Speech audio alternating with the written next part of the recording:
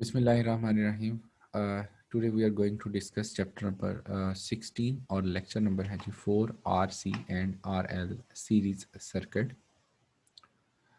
बड़ा सिंपल है इस क्वेश्चन से जो है इस टॉपिक से रिलेटेड जो आर्टिकल है क्वेश्चंस क्या क्या आ सकते हैं. What do you mean by RC and RL series circuit. Calculate the impedance of both the circuit by drawing their impedance diagram. Mostly जो है ये दोनों टॉपिक एक साथ लॉन्ग क्वेश्चन में पूछे जाते हैं और ये सेपरेट सेपरेट भी पूछे जा सकते हैं. और इसके अलावा हमें इम्पीडेंस डायग्राम फॉर RC और RL सीरीज सर्किट ये इनकी फेजर डायग्राम से रिलेटेड कोई भी शॉर्ट क्वेश्चन भी पेपर में आ सकता है. अच्छा बेटा जी, इस क्वेश्चन जो है वो टॉपिक को डिस्कस करने से पहले हमें रिव्यू करना है 3 बेसिक कॉन्सेप्ट्स को जो हम ऑलरेडी डिस्कस कर चुके हैं. कौन कौन से हैं जी.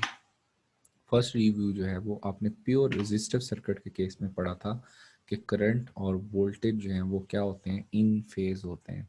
तो फर्स्ट जो कॉन्सेप्ट है जो आपको अच्छे से पता होना चाहिए टू स्टडी दिस टॉपिक कि करंट और वोल्टेज जो है they are in phase in case of pure resistive circuits.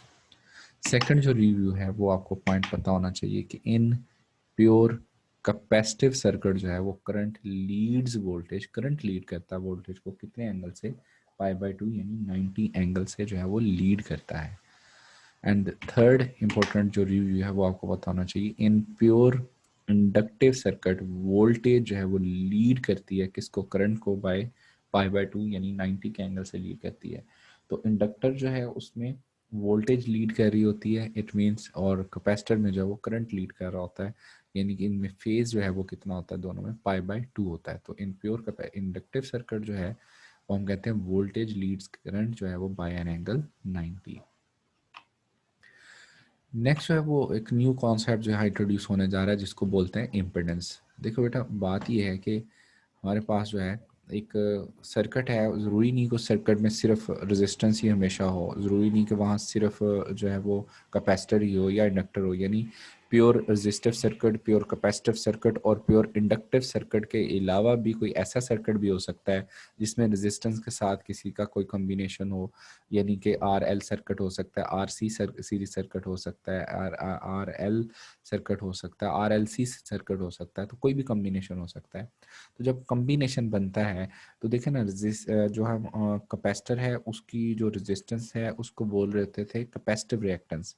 Inductor के रेजिस्टेंस को बोल रहे होते थे इंडक्टिव रिएक्टेंस. इसका मतलब है जब कम्बिनेशन बनेगा सर्किट में, ये तीनों या इनमें से कोई दो इकट्ठे होके आएंगे तो उस वक्त फिर हम उसको रेजिस्टेंस नहीं बोलेंगे, उसके कंबाइंड इफेक्ट को क्या बोलते हैं, इम्पिडेंस. जैसे इस सर्कल में आपको दिखाया गया है, फिर उसके कंबाइंड इफेक्ट को हम बोलेंगे जो है वो इम्पिडेंस.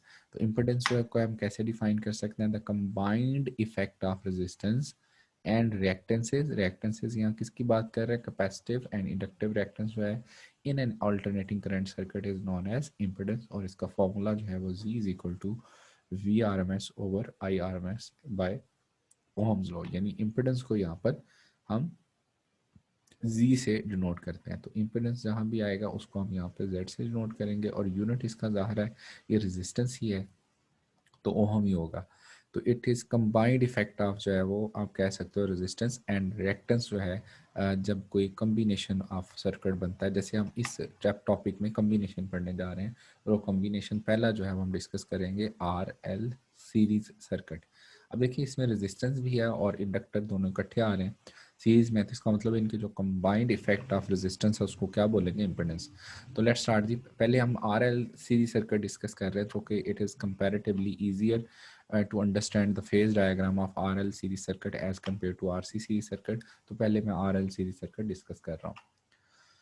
हमने कंसीडर करना है जी एक रेजिस्टेंस लेनी है R और inductor L are connected in series to are source of alternating voltage as shown in the figure. ये इसकी बेटा कौन सी डायग्राम होगी, सर्किट डायग्राम.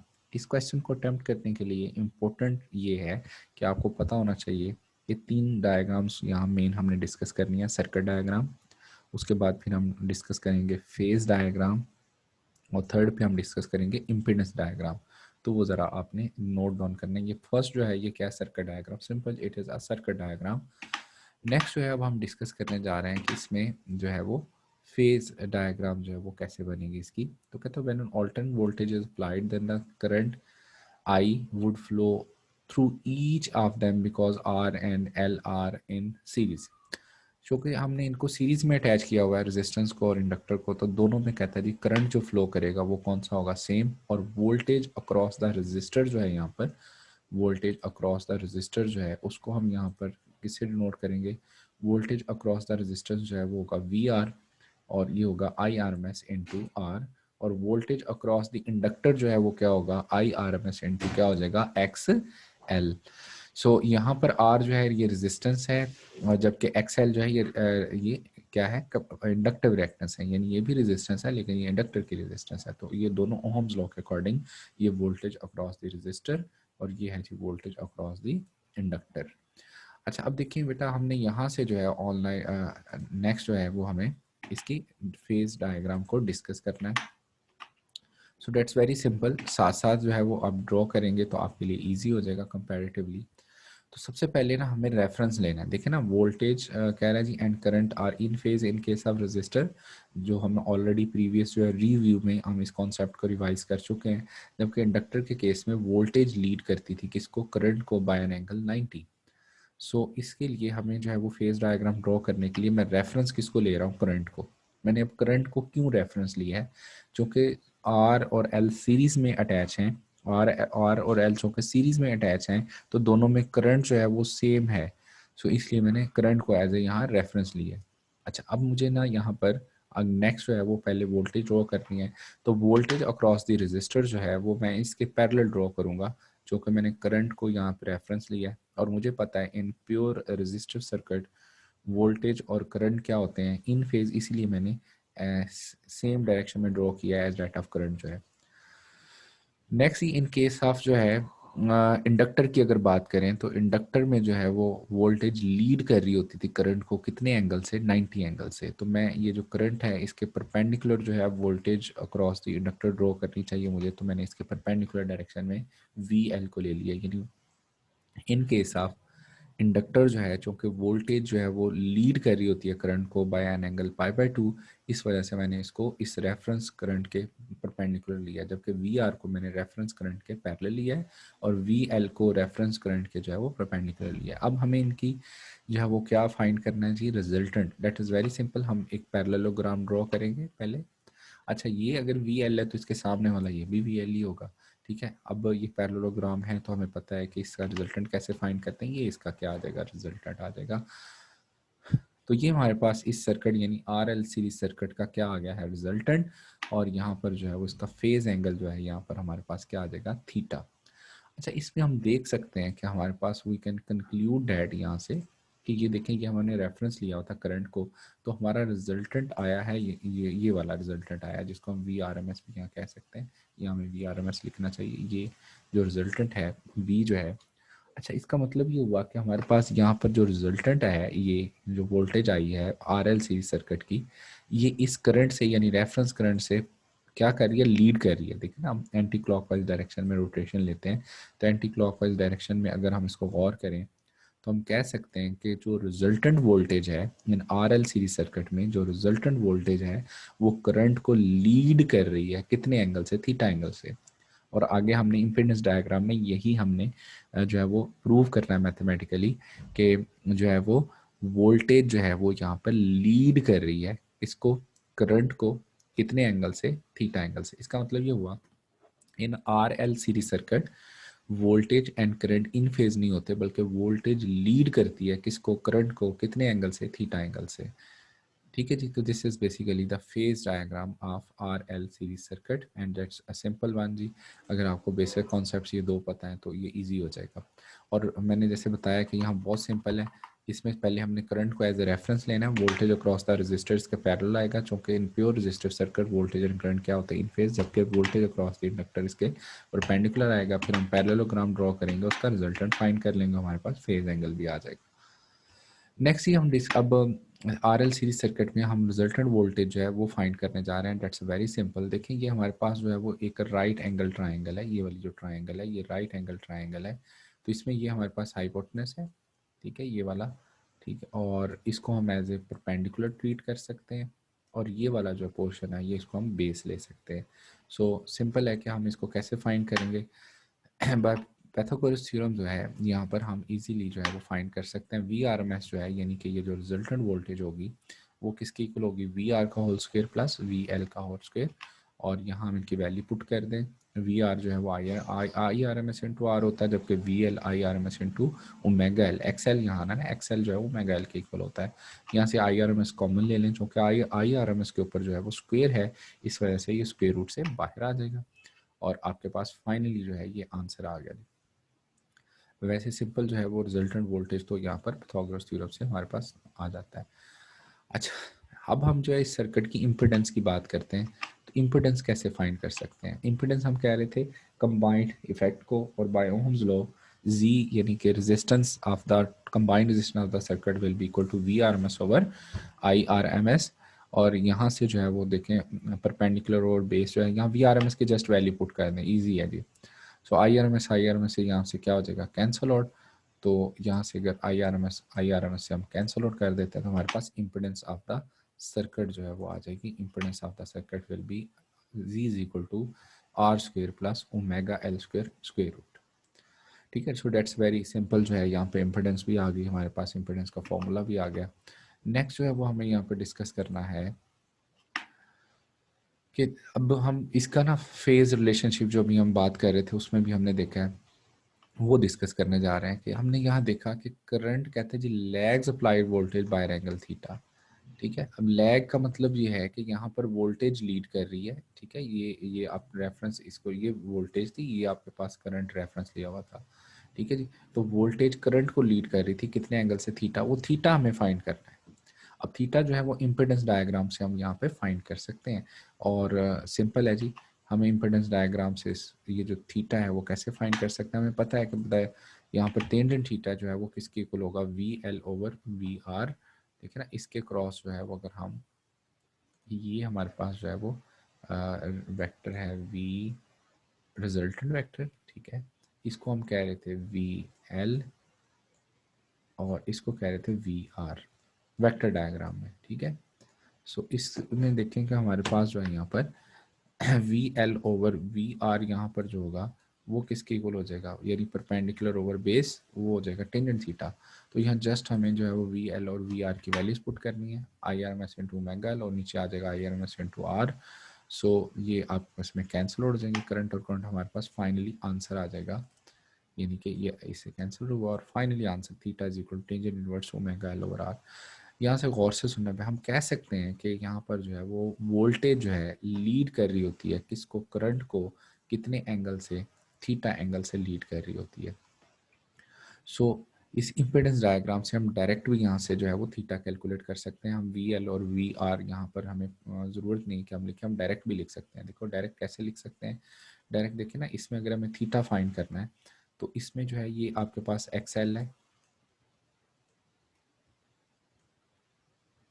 और ये जो है हमारे पास जो है वो क्या है, आर, ये एक्सएल, यानी कि ये एक्सएल है, तो ये सामने वाला भी जो है वो एक्सएल ही होगा। ठीक है, तो परपेंडिकुलर ओवर बेस जो है वो हमारे पास क्या आ जाएगा, टेंजेंट थीटा। तो हम यहाँ पर डायरेक्टली भी तो कह सकते हैं ना, theta is equal to tangent.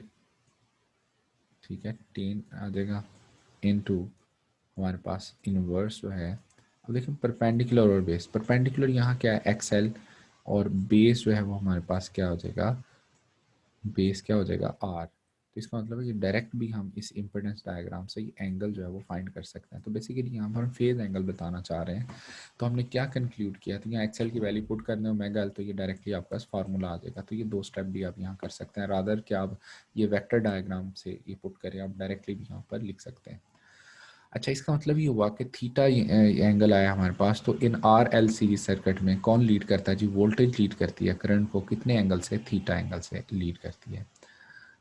I hope so कि दिस इज़ वेरी इजी और आपको इजीली समझ आ गया होगा। सिमिलरली जो है वो अब हम डिस्कस कर सकते हैं जो है आर सी सीरीज सर्किट, सो वो भी सिंपल है। उसमें भी हमने पहले सर्किट डायग्राम लेनी है जिसमें आर और सी जो है उसको सीरीज में आपने दिखाना है, उसके बाद बाकी वही चीज़ें आ जाएगी। वी आर एम एस और आई आर एम एस जो है वो इन फेज होंगे, जबकि वोल्टेज यहाँ लैग कर रहा है और करंट लीड कर रहा है। तो अब देखिए यहाँ हमने रेफरेंस करंट को यहाँ पे लिया है, ये रेफरेंस करंट आ गया। अब वी आर तो मैं इसके पैरेलल यहाँ पर ड्रॉ किया हुआ है, ठीक है, लेकिन वी सी जो है वो ड्रॉ नीचे आएगा। अब वी एल आपने ऊपर ड्रॉ किया था, ये नीचे आएगा। क्यों? क्योंकि इस केस में करंट लीड कर रहा होता था, ये करंट जो है वो लीड कर रहा होता था वोल्टेज को, कितने एंगल से? 90 एंगल से। ये देखिए यहाँ 90 का एंगल ड्रॉ हुआ हुआ है। इसका मतलब ये हुआ कि यहाँ पर जो है जब आप इसका पैरेललोग्राम ड्रॉ करने के बाद ये रिजल्टेंट लोगे तो वो रिजल्टेंट हमारे पास ये आ जाएगा, V R M S is equal to I R M S into Z. Z यहाँ क्या है? इम्पिडेंस ऑफ द सर्किट है। बाकी सारा कुछ सेम है, बाकी जो है इसमें किसी किस्म का कोई फ़र्क नहीं है। इसी तरह से हमारे पास जो है वो इसकी मैथमेटिकल फॉर्म आ जाएंगी। सिर्फ और सिर्फ यहाँ पर वी एल की जगह क्या आ गया? वी सी। और यहाँ पर जो है वी सी की वैल्यू हमने पुट की, और उसी तरह से आई आर एम एस जो है वो यहाँ से कॉमन ले लेना है, एंड सिंपली जो है वो यहाँ से हमारे पास जो है वो ये वोल्टेज यानी रिजल्टेंट वोल्टेज आ जाएगी। इन द सिमिलर मैनर जो है हमारे पास इसके लिए इम्पिडेंस भी वैसे ही कैलकुलेट करनी है, और जी इज इक्वल टू चूँकि V R M S over I R M S होता है, वैल्यू पुट करेंगे, और यहाँ से हमारे पास I R M S cancel out होकर ये भी आंसर वही आ जाएगा। सिर्फ और सिर्फ हम यहाँ पर ओमेगा, पहले एल आता था, अब ओमेगा सी आ रहा है, और यहाँ पर जो है वो 1 ओवर ओमेगा सी चूँकि एक्स सी जिसे हमने उसको रिप्लेस किया है। तो बाकी मैथमेटिकल फॉर्म और बिल्कुल एग्जैक्टली जो है वो सेम है, वैसे ही प्रोसीजर है इसका भी। अच्छा, इम्पिडेंस जो है वो डायग्राम जो है अब हम वही डिस्कस करेंगे, उससे हम एंगल जो है वो फाइंड कर लेंगे। लेकिन यहाँ पर जो है वो इम्पोर्टेंट बात ये है कि लीडिंग क्वांटिटी जो है वो यहाँ पर क्या है? करंट है। वहाँ पर जो है वो लीडिंग क्वांटिटी क्या थी? वोल्टेज। तो एक दफ़ा उसको डिस्कस कर लेते हैं।